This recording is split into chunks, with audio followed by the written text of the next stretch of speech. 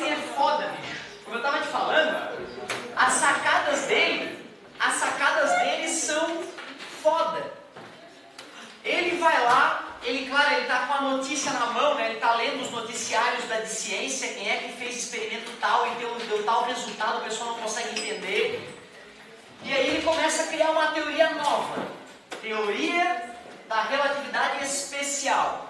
Postulado, aquilo que se aceita como verdadeiro sem prova. O primeiro eu já coloquei, né? As leis da natureza são as mesmas para qualquer observador, em qualquer referencial inercial. Não custa lembrar, o vestibular cobra isso, saber o que é referencial inercial. Referencial inercial é o referencial que tu usa para descrever o fenômeno e ele tem que estar parado ou em MRU. Ou seja, eu usar uma caneta que está aumentando de velocidade como referencial não é um referencial inercial.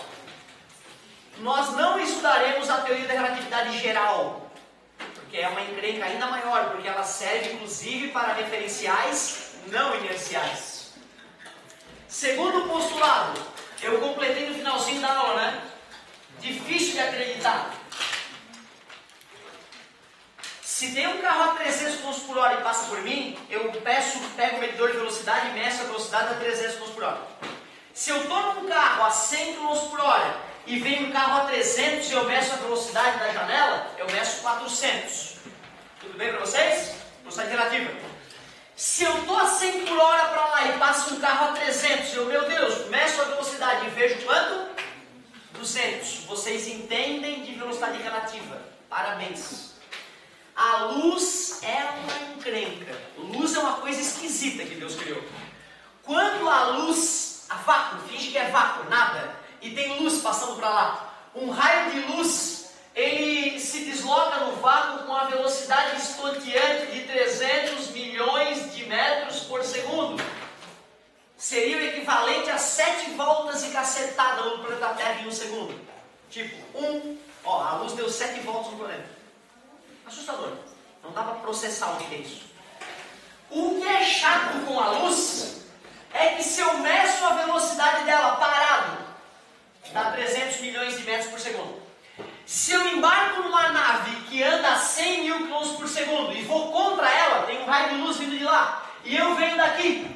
Quando eu meço a velocidade com esse medidor, não é uma caneta, é um medidor de velocidade de luz, ele não registra os 400 mil quilômetros por segundo, ou 400 milhões de metros por segundo. Ele continua registrando 300. Isso é revoltante. Isso dá ódio. Mas é assim. Se eu estou indo para lá numa nave alienígena, eu estou indo para lá a 100 milhões de metros por segundo. Estou com a minha caneta medidora de velocidade de luz ali dentro. E aí a luz me ultrapassa. Eu meço a velocidade dela. Quanto que na física clássica deveria dar? 200, mas quanto que dá na prática? 300, que merda! A velocidade da luz é sempre a mesma, medida de qualquer jeito. Revoltante. Tudo bem? Esse é o segundo postulado da teoria da relatividade. A velocidade da luz no vácuo é a mesma medida de qualquer referencial. E já que nós estamos na especial, né, vamos chamar de referencial de que tipo? Alguém sabe o apelido desse referencial? Inercial. Tem que te acostumar com essa palavra. O vestibular vai trazer essa palavra. Referencial inercial. O que ele tem de especial, esse referencial? MRU ou repouso? Essas teorias que nós vamos estudar não servem para referenciais acelerados. A velocidade da luz no vácuo é a mesma medida de qualquer referencial. Quer fazer uma observação? Faz a observação aí. E é a maior possível para qualquer corpo. E é o limite máximo para qualquer corpo. Uma observaçãozinha.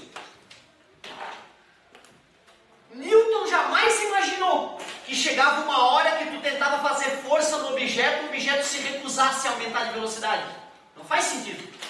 Faz força e tem aceleração. A aceleração muda a velocidade, aumenta e pronto. Newton nunca cogitou isso. Também ele não tinha na mão dele os noticiários dando resultados estranhos para alguns fenômenos. Einstein tinha. Cara, não dá para acreditar os resultados desses dois postulados na nossa vida. Não dá para acreditar. Olha só, o Einstein, cara, ele era muito de fazer experimentos mentais para provar as ideias dele. Olha qual foi o experimento que ele sugeriu para mostrar que o tempo não passa igual para todo mundo. Para mostrar que quando eu começo a caminhar, o meu tempo começa a passar mais lentamente que o teu. Que assustador. Ó, nosso tempo está passando igual. Quando eu começo a caminhar, não. Meu tempo passa mais devagar que o teu. É tão pouquinho, é tão minúscula essa diferença que é imperceptível. Só para velocidades estonteantes isso fica nítido. E é isso que eu vou te provar. Desde que tu acredite nesses dois postulados. As leis da natureza são as mesmas para todos. E a velocidade da luz é a mesma medida de qualquer referencial. Se tu acredita nesses postulados, prepara que o mundo vai mudar. Einstein pensou num experimento para mostrar para as pessoas o poder da ideia dele. Isso é uma caixa. Pode ser um vagão, pode ser uma nave, o que tu quiser. Blindex aqui, dá para ver o interior. Lá dentro tem um cientista que vai acompanhar um experimento muito idiota. Nós vamos lançar a luz do chão da nave, tem uma lanterninha ali, e essa luz vai ser detectada pelo detector ali em cima, tá vendo? Só que esta nave, este vagão de trem, está se mexendo com uma certa velocidade para a direita. Quer dizer que na próxima vez que a gente piscar o olho, o trem já vai estar um pouco mais para frente. Tudo bem para vocês? A luzinha nessa hora já vai estar chegando no detector, olha só que bonitinho. O experimento é muito simples. Esse cara vai medir quanto tempo demora para a luz sair daqui e chegar ali. Na verdade não é ele que vai fazer isso, né? Porque o delay humano de apertar o botão vai arrebentar com a experiência. Tem que ter um mecanismo todo complexo, né? Um computadorzinho que vai computar o tempo que a luz demora para sair dali e chegar ali. Esse sujeito que está dentro desse vagão vai ver a luz andando em linha reta, né? Ele vai ver assim, ó. Ah, que legal. Tudo bem? Nós estamos aqui, olhando o vagão passar com uma velocidade. Quando nós olharmos, nós veremos a luz saindo de baixo da nave. Piscamos o olho, quando a gente abrir o olho, a luz já está chegando ali em cima, quando a nave avançou. Vocês aceitam que para nós que estamos de fora, o percurso da luz foi esse?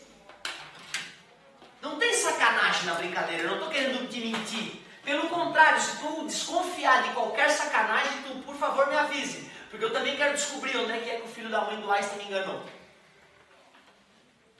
Honesta ideia. Tu concorda que esse detector, ele se deslocou daqui até aqui, né? Concorda comigo? Vocês devem acreditar naquela ideia poderosa de Galileu Galilei, que velocidade é distância dividido pelo... Uma ideia tranquila e honesta que a gente usa no nosso dia a dia. Confirmamos essa ideia cada dia que a gente anda de carro, né? A gente vê que o velocímetro não mente pra gente. Esse cientista, ele mediu um tempo para a luz sair daqui, chegou até aqui. Vamos chamar esse tempo de ΔT, 0. Nós que estamos observando a nave, medimos um tempo, né, para a luz sair dali e chegar ali, né? ΔT. Deveria ser o mesmo tempo, né? Porque tanto para nós quanto para o cientista, a luz saiu do chão da nave no mesmo instante. E chegou no mesmo instante. Antes do Einstein, ninguém desconfiaria que o tempo cronometrado para o mesmo fenômeno de fora da nave e de dentro da nave poderiam dar diferentes.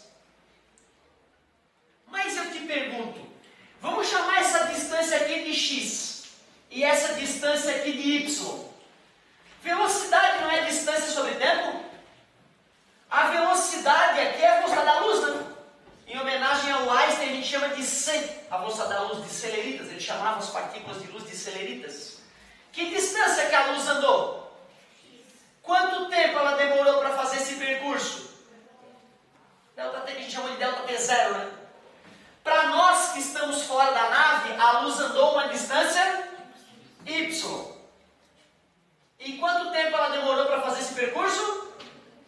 ΔT.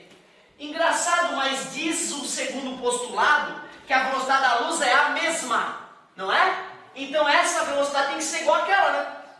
Então tu concorda que x sobre ΔT0 tem que ser igual a y sobre ΔT?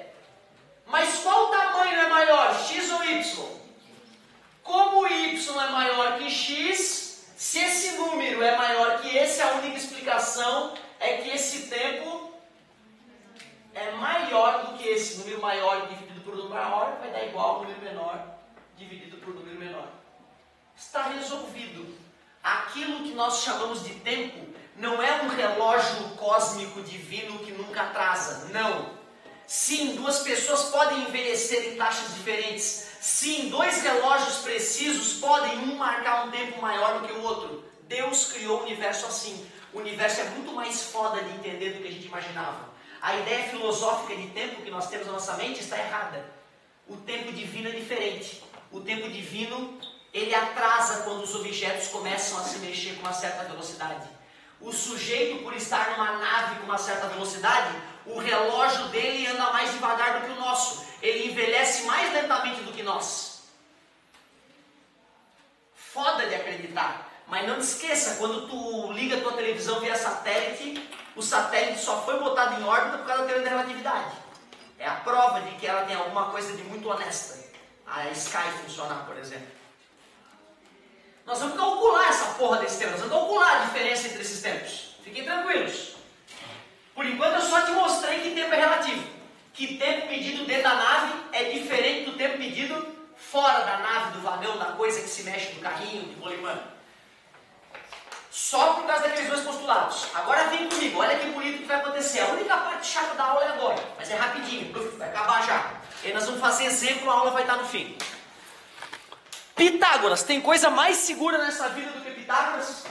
Pelo amor de Deus. Há milênios a gente usa e mostra que funciona. Triângulo retângulo entre essas trajetórias, honesto? Aceitas que eu escreva y ao quadrado é igual a z ao quadrado mais x ao quadrado, onde z é a distância que a nave andou na horizontal? Se velocidade é distância sobre tempo, tu deves aceitar que distância é velocidade vezes tempo. Então tu deves aceitar que nós que estávamos observando a nave durante esse tempo, né? Não foi? Se ela tinha essa velocidade, qual foi a distância z que ela andou? V vezes t, né? Não é isso?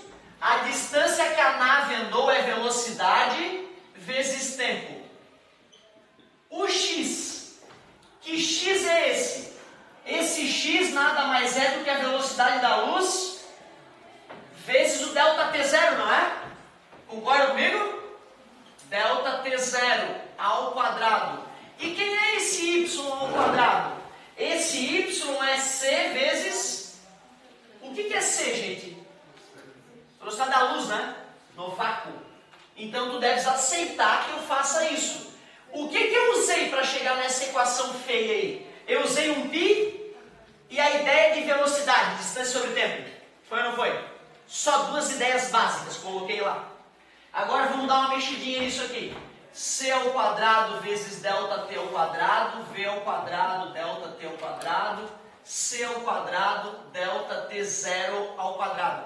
Peraí que eu me perdi. Qual é a diferença do ΔT0 e do ΔT? O ΔT0 foi uma variação de tempo medida dentro da nave, pelo cientista, aquele cara lá dentro da nave. E o ΔT foi a variação de tempo medida por nós, fora da nave. Esses relógios que marcaram esses ΔTs foram ligados e desligados no mesmo momento. Isso que é absurdo, né?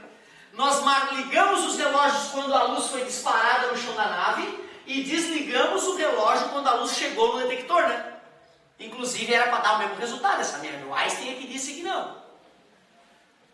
Eu quero comparar esse ΔT0 com esse outro ΔT. Mais passa menos C ao quadrado vezes ΔT ao quadrado menos V vezes ΔT ao quadrado é igual a C ao quadrado ΔT0 ao quadrado. Vou botar o ΔT em evidência, porque eu tenho esse direito matemático. pegar o c ao quadrado que está multiplicando e vou passar dividindo. Vai ficar assim bonitinho, ó. Delta t ao quadrado igual a delta t0 ao quadrado. Ao quadrado está um saco, né? Para eliminar o ao quadrado, eu tenho o direito de fazer a raiz quadrada. Fazendo a raiz quadrada em ambos os lados, eu fico muito puto, porque nenhum professor meu deduziu essa merda aí no ensino médio para mim. Custava, pô, uma vez só. Raiz de delta t ao quadrado, delta t. E raiz de delta t0 ao quadrado, delta t0. Só para deixar mais bonita essa fração, vê se tu concorda. Eu posso escrever ela desse jeito, ó. Eu posso separar em duas fraçõezinhas. E quanto é que é c ao quadrado dividido por c ao quadrado? 1, né? E eu ainda posso deixar aquilo assim bonitinho, desse jeito bonitinho, aqui meio. Vezes delta t igual a delta t0. Eu poderia parar aqui e te dizer que o tempo medido dentro da nave é igual ao tempo medido fora da nave multiplicado por esse valor, né? Só que historicamente os cientistas, os físicos deram mais uma ajeitadinha nessa equação e escreveram desse jeito. E chamaram esse, né? Pegaram esse número que está multiplicando e passaram, tá vendo? Ficou 1 sobre aquele número, né? E resolveram chamar. Peraí, vocês não avacalharam comigo, me escreveram. Vocês são foda, né? Por que vocês não me falam isso, porra? Daqui pra cá, o que houve de Alzheimer matemático? Sumiu a... Essa raiz tudo bem, né? Mas essa raiz não podia ter sumido, né? Aqui era pra ter uma, aqui era pra ter uma, e aqui era pra ter uma. Ah, tudo bem, tá ali a raiz, pronto. Agora sim, nós vamos chamar essa bela raiz, ou 1 sobre a raiz, né? Porque raiz de 1 é 1, né? 1 sobre a raiz de 1 menos v sobre c ao quadrado, nós vamos chamar isso de fator de Lorentz.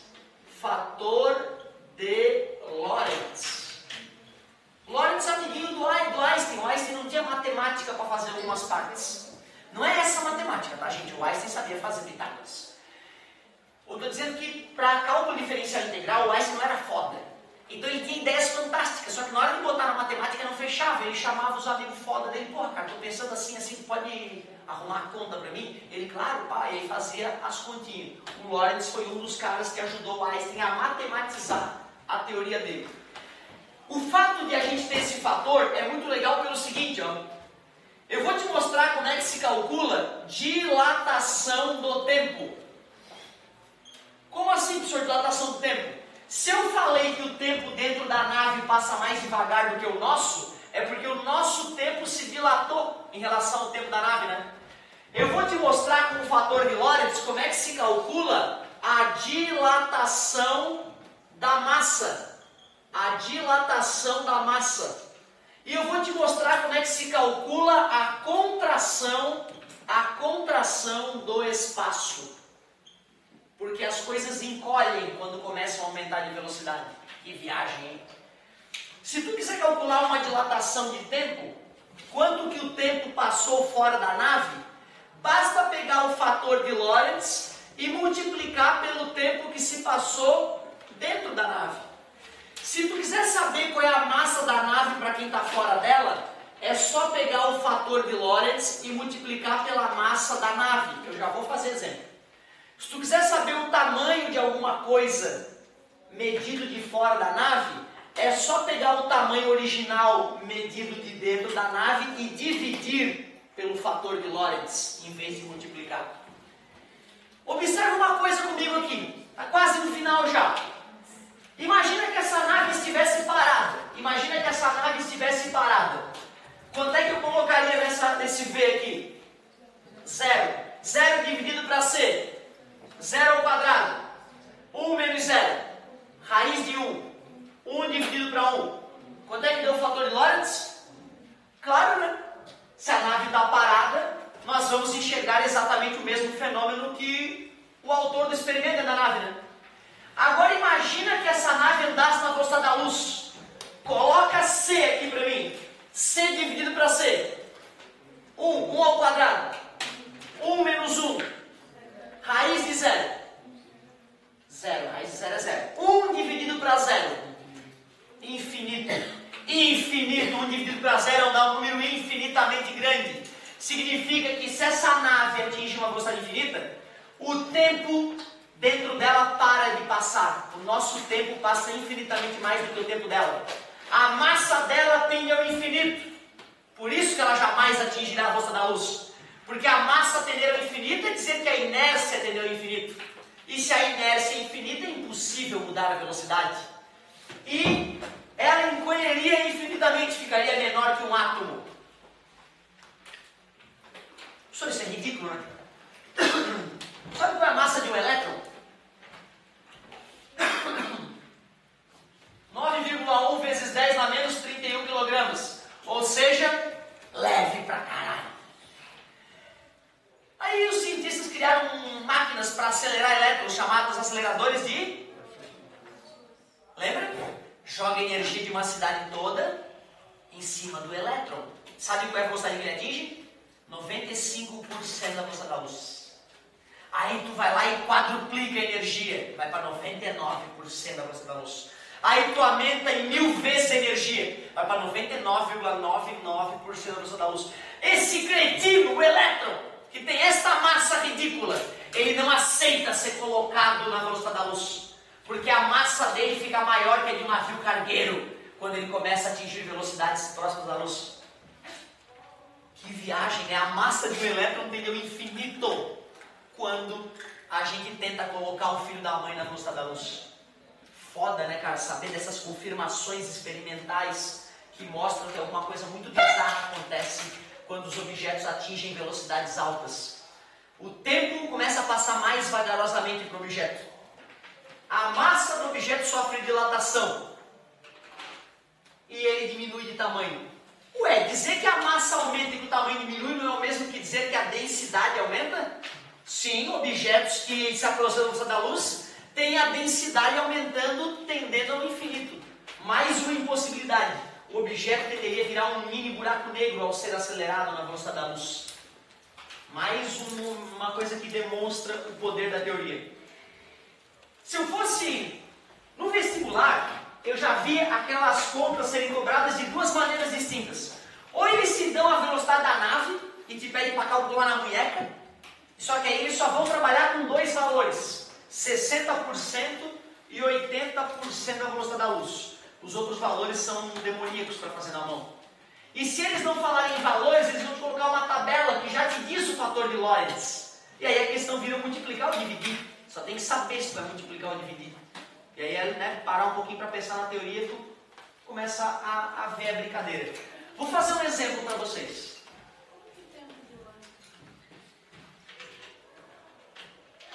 Olha, na minha cabeça, na minha mente, eu demorei anos para entender a teoria, achar que eu tinha entendido Einstein um pouquinho, um pouquinho. Aí eu estava lá numa aula feliz por entender a teoria da relatividade. Quietinho no meu canto, achando a aula até meia boca. E aí eu vi um comentário do professor. Comentário, galera, vocês já leram um livro tal? Mecânica Relacional, maldito livro. Pô, esse livro critica o Newton, Einstein e tal, eu adoro esse tipo de coisa, né? E aí eu fiz a desgraça de baixar esse livro, que ele está de grátis na internet, né, do físico da USP, que hoje trabalha com a Motorola. Saiu do meio acadêmico depois que publicou esse livro, porque ficou meio conturbada a vida dele. E nesse livro ele vai lá e ele faz todo um histórico do Newton e do Einstein e dos caras que tentaram mudar a física. O que eles acertaram, o que eles erraram. Esse cara não concorda com Einstein. Ele fala, não, a ideia do Einstein não é isso. Não é que o tempo dilata, o tempo contrai, não tem essa. É que o que os relógios medem é errado. O relógio mede errado, o relógio atrasa quando a velocidade aumenta. É isso que ele diz, entendeu? Porque tempo é uma ideia filosófica do ser humano. Tempo é a ampulheta de Deus correndo sempre na mesma cadência. Não tem essa do tempo acelerar ou atrasar. Tu está entendendo? É uma interpretação, na verdade. Mas o fato é que, aparentemente, o organismo humano não é regido pelo tempo filosófico humano, é regido pelo tempo físico, o tempo einsteiniano. Então, na verdade, as pessoas podem envelhecer mais rapidamente ou mais lentamente, dependendo da velocidade que o corpo delas estão. Olha que foda. Então a natureza ela é muito mais bizarra do que a gente imaginava. Nós jamais tínhamos imaginado que o tempo divino pudesse alterar o seu ritmo, mas altera. Ao que tudo indica, altera. E uma das coisas que faz alterar é a velocidade.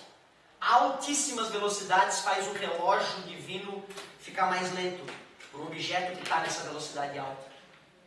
Bizarro, né, cara? É difícil de aceitar. Vou fazer um exemplo para vocês.